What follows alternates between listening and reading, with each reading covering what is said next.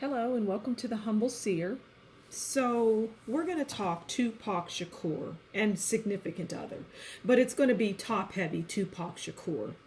And so, we're going to address the elephant in the room, which was the murder of Tupac. And Suge Knight was involved in that. And he's either in prison now or he's been in prison now. It's for something else, but really it's about the murder of Tupac Shakur. But Tupac Shakur's murder went beyond Suge Knight because here's the thing. They knew, and they being the record label and, the people involved in that world, they knew that Tupac was a free thinker. Tupac was a created person, by the way. He was not a gangster. Let me repeat that. He was not a gangster.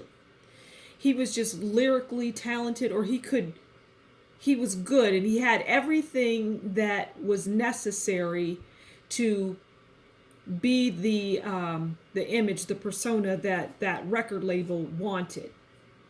And oftentimes that's the case. These people are not involved in gangster life like Lil Wayne. I'm going to do a reading on Lil Wayne. So anyway, Suge Knight was responsible, but it went further than that because Tupac, he was going to get into politics. He was already political in a sense, in his own way, but he was going to get into that world, and well, that couldn't happen. So for a host of other reasons, but he was just getting too smart for his britches, I'm hearing. And we can't have that. So he's gone. All right, so let's talk because, there's not a lot to be said about his relationships, okay? But I'm hearing he was a gentleman. And I'm hearing the whole, what he was accused of rape and all of that was just, I'm just hearing it's nonsense. Okay, so let's get into the reading let's talk about his Tupac and anyone that he would get into a relationship with. Now, I'm hearing that, what is her? Jada Pinkett Smith or Jada Pinkett. She had, she claims to have just adored Tupac. Well, Tupac, I'm hearing he could just see right through her. And you see pictures of photos of them, smiling and whatnot. And that's for the camera type of thing. That was for the camera. And I'm hearing that Tupac really couldn't stand her. I'm just saying what I see and what I hear. Okay? So, yeah, let's get into it. Let's talk about his overall relationships with anyone that he was in a relationship with. Because, he had many people that he was, and we use the term relationship loosely. He had friendships and whatnot. Okay, but let's see. Let's pull the top card. Okay, so we have the Hierophant. And the Hierophant is about knowledge, learning, divine wisdom, teacher. Okay, well, this is Tupac. That is this is the definition of Tupac Shakur. So we're really, again, it's like I was saying earlier, it's going to be Tupac top heavy. Tupac Shakur was a teacher, and a very fine teacher. I'm hearing a very fine teacher, and he had a lot of knowledge, and even his much of his music really demonstrated his level of understanding of the world.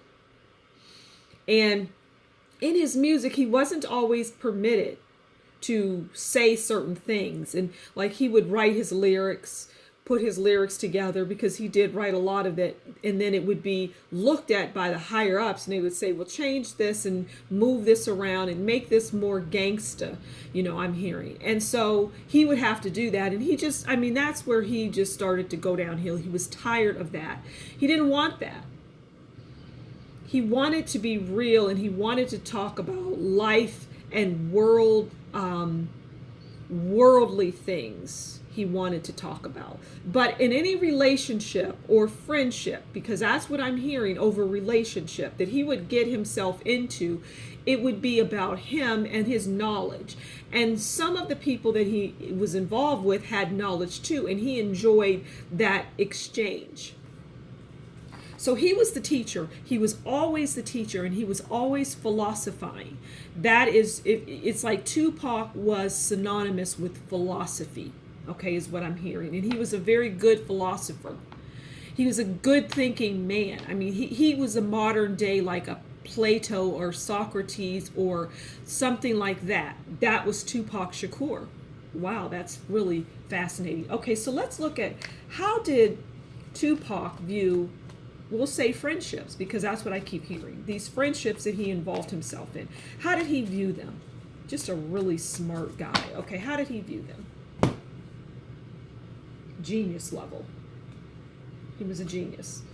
Okay, so we have 3 of Wands.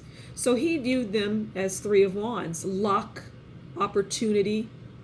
Okay, so I'm going to hone in on the word opportunity because like any other celebrity at Tupac's level, as he rose in fame, well, there were a lot of people that were coming into his world for that fame, for that luck, basically, because he was a lucky kind of guy. People viewed him as a lucky kind of guy.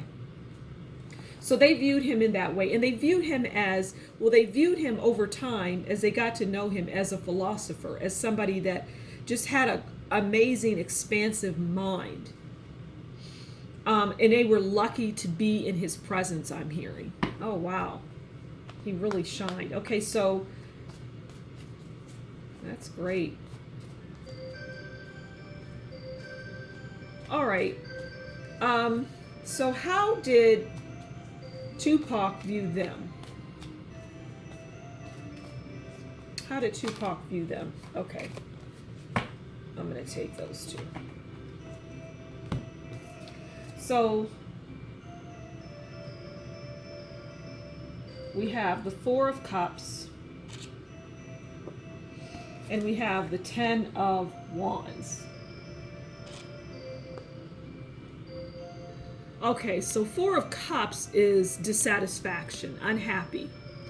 All right, and then the 10 of Wands, well, I mean, look at the person, right? The 10 of Wands is about injury, cancellation, taking a long time.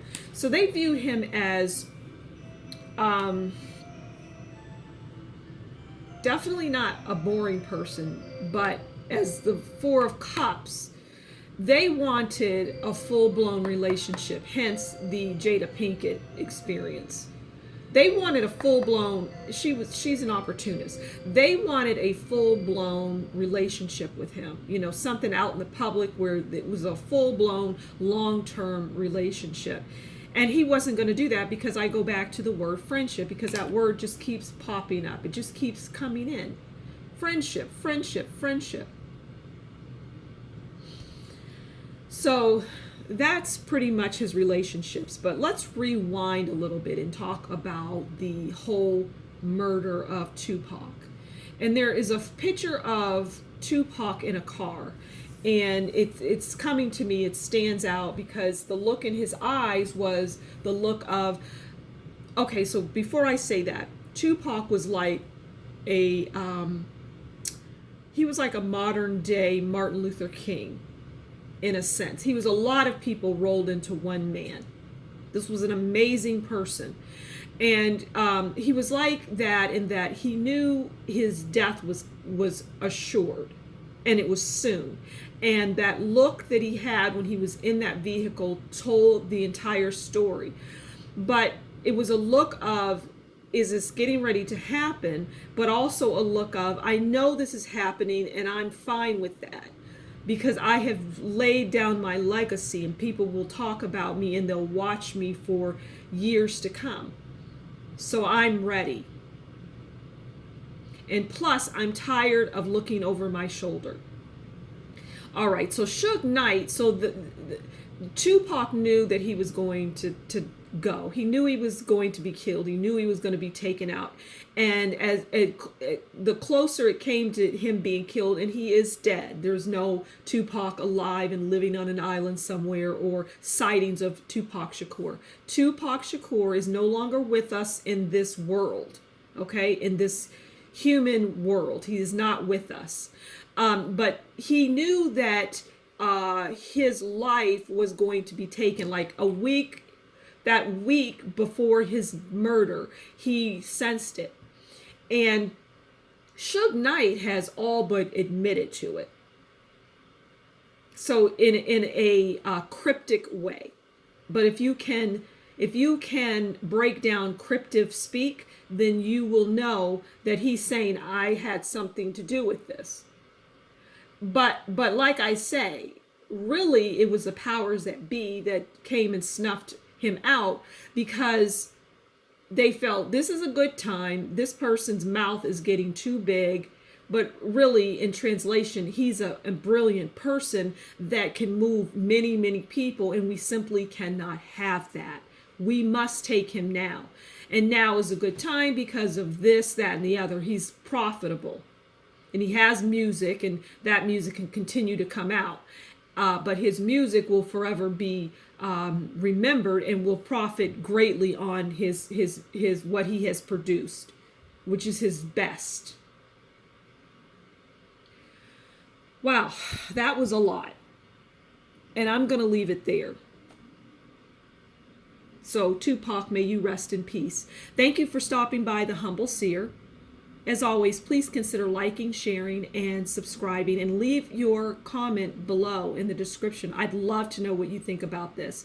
And if you really enjoy my work, consider buying me a coffee, and that information will be in the description box below. Until next time, you take good care, and we'll talk again soon. Bye-bye.